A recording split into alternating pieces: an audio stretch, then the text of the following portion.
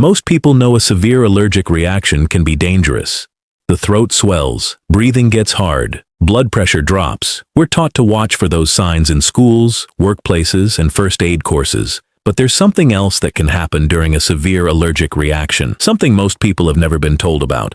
Something that gets missed, even in emergency rooms, by people who are very good at their jobs. During a serious allergic reaction, the heart can come under attack, not from weakness or pre-existing disease, from a specific chain reaction that links the immune system and the cardiovascular system in a way that, if unrecognized, can be fatal. This is called Kounis Syndrome. If you've never heard that name, you're in good company. Most people searching for it find almost nothing in plain language. This video aims to change that. You'll understand what Kounis Syndrome is, why it happens, what it feels like, why it gets missed, who's at greater risk, what doctors look for, and why early recognition can change whether someone survives a severe allergic emergency. Why it happens. To understand Kounis Syndrome, you need to think about two body systems most people treat as unrelated. The first is the immune system, specifically the part that responds to allergens. When the body decides something is a threat, a food, a medication, an insect sting, a contrast dye, latex, it launches a fast and powerful defensive response. Central to that response is a cell type called a mast cell. Mast cells live throughout the body, in the skin, the airways, the digestive lining, near blood vessels, and, critically, inside the walls of the coronary arteries, the vessels that deliver oxygen-rich blood to the heart muscle. When mast cells activate during an allergic reaction, they release a flood of chemicals. Histamine is the familiar one, but mast cells also release leukotrienes, prostaglandins, platelet activating factor, and a range of other inflammatory compounds. These cause the visible signs of a severe reaction: swelling, hives, blood pressure crash, difficulty breathing. Here's where Kounis Syndrome enters.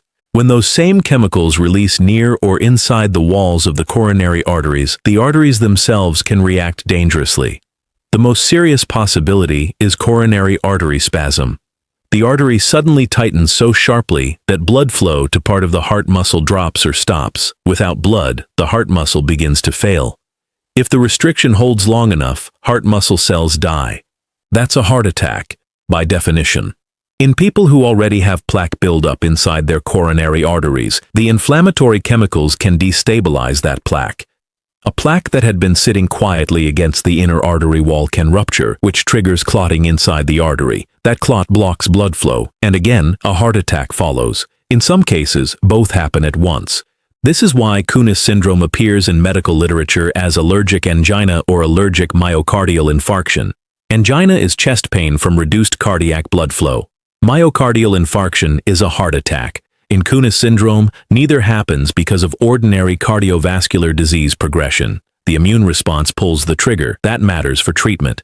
A team focused entirely on the allergic reaction, giving epinephrine, managing the airway, stabilizing blood pressure, may not catch that the coronary arteries are simultaneously in crisis. And a team focused entirely on the heart may never recognize that an allergic reaction set everything in motion, leaving the root cause untreated while they work on the downstream effect. That's the core problem with Kounis Syndrome. Recognizing it as one event, not two, changes everything about how it should be managed. Who's at risk? One of the most common and most dangerous assumptions is that Kounis Syndrome only affects people who already have heart disease. It doesn't. People with pre-existing coronary artery disease do carry higher risk. Their arterial walls are more vulnerable to inflammatory chemicals. Unstable plaque is more likely to rupture. Already narrowed arteries are more likely to spasm severely. All of that is true, but Kounis Syndrome has been documented in people with no cardiac history at all, apparently healthy coronary arteries, yet the allergic immune response was intense enough to trigger significant spasm on its own. A young person, an otherwise healthy adult, someone who has never had a cardiac symptom, is not protected from this if the reaction is severe enough. Who carries elevated risk? People with known severe allergies or a history of anaphylaxis because their immune system has already shown it can mount a powerful response. People with coronary artery disease, atherosclerosis, or prior cardiac events because their arterial walls are already more vulnerable to inflammatory chemicals. People with mast cell dysregulation, conditions like mast cell activation syndrome or mastocytosis, because their mast cells are prone to releasing excessive inflammatory mediators, meaning even a modest allergic trigger can produce a disproportionately large immune response. Older adults carry higher baseline cardiovascular risk, so the combination of an allergic reaction and coronary vulnerability becomes more dangerous with age. Men, particularly in middle age and beyond, have historically shown higher rates of coronary artery disease, and people who smoke, have high blood pressure, elevated cholesterol, or metabolic syndrome carry compounding cardiovascular risk that worsens when an allergic immune response is added. What triggers it? Almost any substance capable of causing an allergic or hypersensitivity reaction has appeared in documented cases. Insect stings are among the most frequently cited. Bee and wasp venoms can cause rapid, severe immune activation. In people highly sensitized to venom, the reaction can arrive fast, and cardiac consequences can follow. Medications are a major category. Antibiotics, particularly penicillin and related drugs, NSAIDs, certain chemotherapy agents, contrast dyes used in imaging, thrombolytic drugs used to treat clots, and even some cardiac medications themselves have appeared in reported cases. Foods matter too. Shellfish, peanuts, tree nuts, and other common food allergens capable of causing anaphylaxis have been connected to Kounis syndrome. Latex exposure, particularly in healthcare settings, has been documented. What links all these triggers is not the substance but the immune response it provokes. Any allergen capable of activating mast cells and producing a substantial release of inflammatory mediators carries the potential to involve the coronary arteries in a susceptible person. What it feels like. This is where recognition becomes genuinely difficult. The allergic symptoms tend to dominate: hives spreading across the skin, severe itching, facial or throat swelling, a sudden blood pressure drop, dizziness, a sense of impending collapse, difficulty breathing. These are alarming enough on their own, and they naturally consume attention. Layered on top, or sometimes woven in so closely the two pictures blur together, are symptoms pointing to the heart. Chest pain or tightness is the most important signal. When someone in the middle of a severe allergic reaction also reports chest pain, that symptom cannot be attributed to breathing difficulty or anxiety, and left at that. It requires cardiac attention immediately. Chest pressure, a squeezing sensation, a feeling of heaviness. These are classic descriptions of reduced blood flow to the heart muscle. They can appear in Kounis syndrome even in someone with no prior cardiac history. Pain radiating to the left arm, jaw, back, or shoulder can occur, following the same patterns as a conventional heart attack. Palpitations, an awareness of the heart beating rapidly, irregularly, or with unusual force, can develop, along with abnormal heart rhythms as the cardiac muscle responds to reduced blood flow or to the inflammatory chemicals circulating through it. Shortness of breath that seems out of proportion to visible airway swelling, or that continues after airway management, may reflect cardiac compromise rather than a respiratory problem. Profuse sweating, nausea, or a sudden and extreme sense of weakness can all point toward cardiac involvement. The most dangerous scenario is when cardiac symptoms are subtle, or when those around the patient absorb the chest discomfort into the general emergency without flagging it separately. Someone in anaphylaxis already feels terrible, already dizzy, already struggling to breathe, already frightened. Chest discomfort in that moment can disappear into the noise. That's the diagnostic gap Kounis syndrome exploits. One pattern is especially worth knowing. If someone receives treatment for anaphylaxis, the epinephrine, the antihistamines, and the allergic symptoms improve, but chest pain or cardiac symptoms persist or worsen, that's a serious signal. Chest discomfort does not automatically resolve because the allergic reaction is being treated. Persistent cardiac symptoms after anaphylaxis management need cardiac evaluation without delay. That pattern, the allergy improving while the chest symptoms remain, may be the clearest practical clue that Kounis syndrome is what you're actually dealing with. Why it gets missed. Two serious medical events are occurring simultaneously, driven by the same biological mechanism. In an emergency, the instinct is to prioritize the most visible threat. Emergency teams are well trained to manage anaphylaxis. They are also well trained to manage acute cardiac events. What's far less practiced is recognizing both as one unified syndrome. The result is that Kounis syndrome gets split in two. The allergic reaction is treated as anaphylaxis. The cardiac symptoms, if they're noticed, are treated as a coincidental cardiac event. The link between them, the immune response triggering the coronary problem, may never be identified. And that matters, because Kounis syndrome has treatment nuances that pure anaphylaxis management or pure cardiac management alone won't address. Diagnosis. Clinical recognition is the starting point. A physician or emergency team observes allergic features and cardiac symptoms at the same time. Without that observation, the diagnostic process can't begin. Once cardiac involvement is suspected, an electrocardiogram is one of the most important immediate tools. An ECG records the heart's electrical activity and can detect changes suggesting the heart muscle isn't getting adequate blood flow. In Kounis syndrome, ECG changes consistent with ischemia or a heart attack may appear. ST segment elevations or depressions, T-wave abnormalities, signs of abnormal rhythm. Those changes, appearing in someone simultaneously showing allergic symptoms, are a strong clinical signal.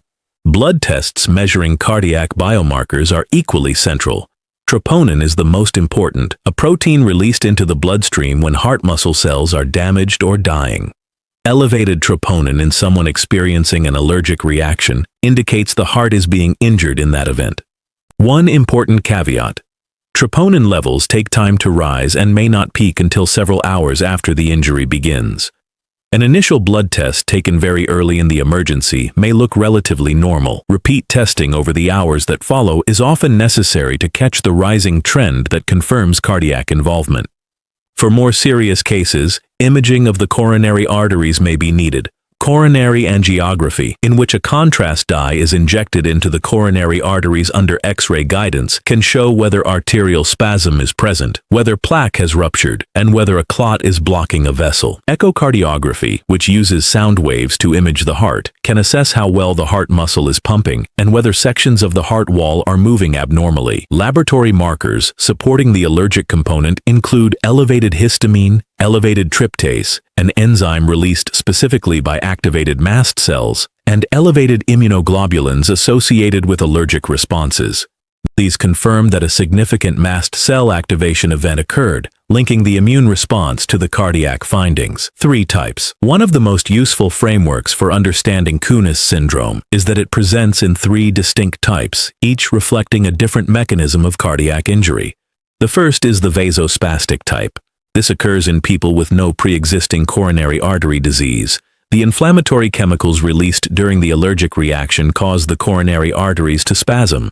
They suddenly constrict, sharply reducing blood flow to the heart muscle. This produces chest pain, ECG changes, and the clinical picture of cardiac ischemia. If the spasm resolves, the arteries may return to a normal appearance with no permanent structural damage visible on imaging. This type tends to affect younger or otherwise healthier individuals and makes the point clearly. You don't need pre-existing heart disease to experience Kounis syndrome. Plaques already present inside their coronary arteries. The inflammatory chemicals act on those plaques, destabilizing and rupturing them. That rupture triggers clot formation inside the artery, which partially or completely blocks blood flow. The result is a classic heart attack occurring in the context of the allergic event. This type carries a higher risk of lasting cardiac damage because actual plaque rupture and clotting have occurred. The third type involves people who have previously received a coronary artery stent. The allergic reaction and the resulting inflammatory response trigger stent thrombosis. A clot forms within the previously placed stent. Stent thrombosis can cause a sudden, complete blockage of blood flow through that artery and a severe heart attack. For anyone with a history of coronary stenting, this third type is worth knowing. These types are not academic categories. The type present directly influences how treatment needs to be approached. Medications for coronary artery spasm differ from those for plaque rupture with clot formation. A stent introduces additional considerations around anticoagulation and antiplatelet therapy.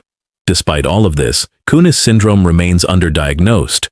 Research suggests the condition is far more common than formal diagnoses reflect. Many cases are recorded simply as anaphylaxis with cardiac complications, or as a cardiac event in a patient who happened to have an allergic reaction, without the unifying mechanism being identified. If a clinician isn't thinking about Kounis syndrome, all the clues can be present. the ECG changes documented, the troponin elevation noted, the allergic history recorded, and still no one connects them. That gap is one reason public education about this condition matters. When patients, families, and caregivers know that a severe allergic reaction can involve the heart, they communicate differently during an emergency, describe symptoms more precisely, and ask questions that move the clinical picture in the right direction. Treatment for Kounis syndrome sits at one of the genuinely complex intersections in emergency medicine. Some standard approaches for one condition can complicate the other. Start with epinephrine.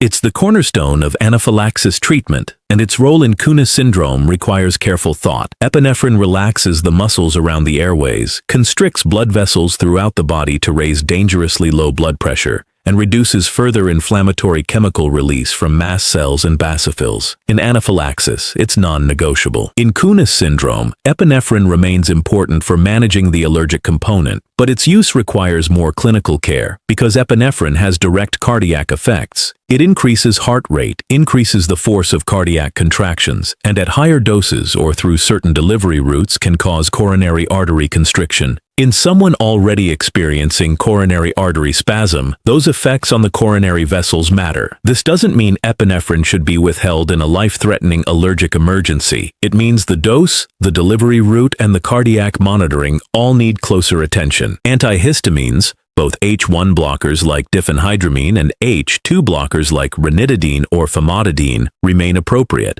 By blocking histamine receptors, they reduce the downstream effects of mast cell activation and indirectly reduce some of the inflammatory burden on the coronary arteries. Corticosteroids such as hydrocortisone or methylprednisolone, commonly used in severe allergic reactions, serve a similar purpose, dampening the immune activation driving both the allergic symptoms and the coronary involvement. On the cardiac side, the approach depends on which type of Kounis syndrome is present. In the first type, coronary artery spasm without underlying plaque disease, medications that relax and dilate the coronary arteries become central. Nitrates such as nitroglycerin can help relieve coronary spasm. Calcium channel blockers, which relax arterial smooth muscle, may also be used. In the second type, plaque rupture and clot formation, the approach shifts toward what's used in a conventional heart attack. Antiplatelet medications, anticoagulants, and depending on the severity and location of the blockage, more urgent interventions. These can include clot-dissolving medications or percutaneous coronary intervention, in which a catheter is threaded to the coronary artery and the blockage is addressed directly, often with stent placement. In the third type, stent thrombosis triggered by the allergic event, urgent restoration of blood flow through the affected vessel takes priority. Throughout all of this, continuous cardiac monitoring is essential. The heart's electrical activity can shift as the syndrome evolves. Vital signs need close observation. Oxygen is typically provided. The patient needs to be in a setting where both cardiac and allergic complications can be managed together. One practical point: beta blockers are widely used for high blood pressure, certain heart rhythm problems, and to protect the heart after a cardiac event. But they can interfere with the body's response to epinephrine. In someone receiving epinephrine for anaphylaxis, beta blockers already in their system can reduce epinephrine's effectiveness and make the allergic reaction harder to manage. Many people at elevated cardiac risk are already taking beta blockers regularly. That fact needs to be on the table when a combined allergic and cardiac emergency is being treated. Longer-term considerations. People with a history of severe allergic reactions or anaphylaxis should work closely with an allergist to identify their specific triggers, build a clear emergency action plan, and carry appropriate emergency medication, including a prescribed epinephrine autoinjector, at all times. For people with known coronary artery disease or significant cardiovascular risk factors who also have meaningful allergies, the awareness that a severe allergic reaction carries cardiac implications beyond typical anaphylaxis is worth discussing directly with a cardiologist or primary care physician. For people who have previously received coronary artery stents, the connection between severe allergic reactions and stent thrombosis is especially relevant. Any severe allergic reaction in someone with coronary stents should be approached as a potential cardiac emergency, with a low threshold for cardiac evaluation, even when chest symptoms start out subtle. For caregivers and family members, if the person you care for develops chest pain, chest pressure, jaw pain, or arm pain during a severe allergic reaction, or seems to be deteriorating despite initial treatment, Say those cardiac symptoms clearly and separately to emergency responders. In the context of an allergic emergency, they carry specific meaning that deserves specific attention. For anyone who has experienced a severe allergic reaction in the past that included chest pain, unusual cardiac symptoms, or a particularly severe cardiovascular response, it may be worth revisiting that history with a physician who knows about Kounis syndrome. Some past events recorded simply as severe anaphylaxis may, on reflection, have included an unrecognized cardiac component. In closing, Kounis syndrome doesn't announce itself. It arrives in the middle of one of the most frightening medical emergencies the human body can produce, and it adds a layer of cardiac danger that most people, including some clinicians, aren't thinking about. That's why understanding it matters, not because knowing the name allows anyone to diagnose themselves in a crisis, not because this video replaces clinical training or diagnostic tools, but because awareness changes behavior. Someone who knows a severe allergic reaction can simultaneously involve the heart will describe chest pain as a separate and important symptom rather than absorbing it into the general distress. They'll ask questions that move the clinical picture in the right direction. They won't assume treating the allergy is enough. Here's what this video has covered. Kounis syndrome is the simultaneous occurrence of an allergic or hypersensitivity reaction and a coronary artery event. The biological link is the mast cell. When mast cells activate during an allergic response, they release inflammatory chemicals that affect not only the skin, the airways, and blood pressure, but the coronary arteries directly. Those chemicals can cause arterial spasm, destabilize existing plaques, trigger clot formation, and cause stent thrombosis in people with prior coronary procedures. The allergic reaction and the cardiac event are not two separate misfortunes. They share a cause. The triggers are broad. Insect stings, medications, foods, contrast dyes, latex, and other allergens capable of significant immune activation have all appeared in documented cases. The condition can affect people with no prior heart history and those with established cardiovascular disease, though the type of cardiac involvement and the level of risk differ. The symptoms are deceptive because the allergic reaction naturally dominates attention.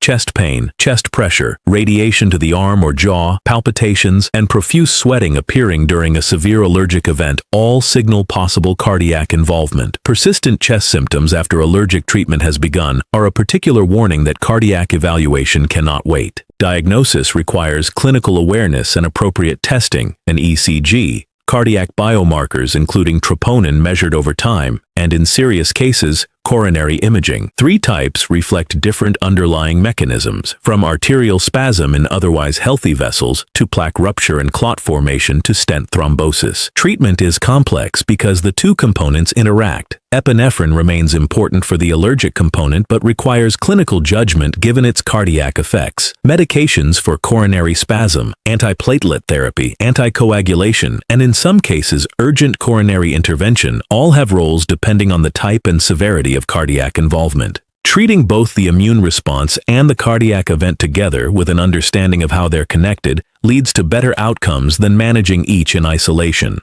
For people with severe allergies, know your triggers, carry your prescribed emergency medication, have a plan, and if you experience chest symptoms during a severe allergic episode, say so clearly. Don't let those symptoms disappear into the general sense of feeling unwell. For people with known heart disease, coronary stents, or significant cardiovascular risk factors who also have allergies, Kounis syndrome is a conversation worth having with your doctor. For caregivers and family members, a severe allergic reaction is always a medical emergency. Cardiac symptoms on top of it are a compound emergency. Communicate them clearly to emergency responders separately because they carry specific meaning that deserves specific attention. Kounis syndrome is named after Dr. Nicholas Kounis, the Greek cardiologist who formally characterized this condition in 1991. For decades before that, cases likely representing this syndrome were being recorded without a framework to explain them. Research since then has built a clearer picture of how common the condition actually is, how it behaves across different patient populations, and how it should be managed. What doesn't change is the core reality this syndrome reveals. The immune system and the cardiovascular system are not as separate as we tend to imagine.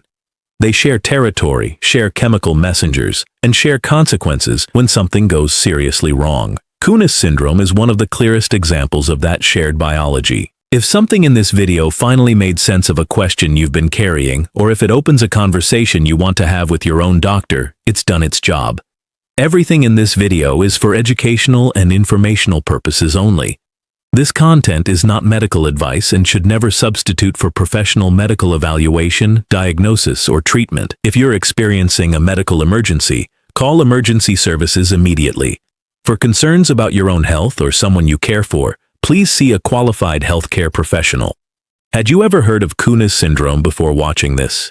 If there's a syndrome you want explained clearly, one that's confused you, concerned someone you love, or never been explained in plain language, let us know in the comments.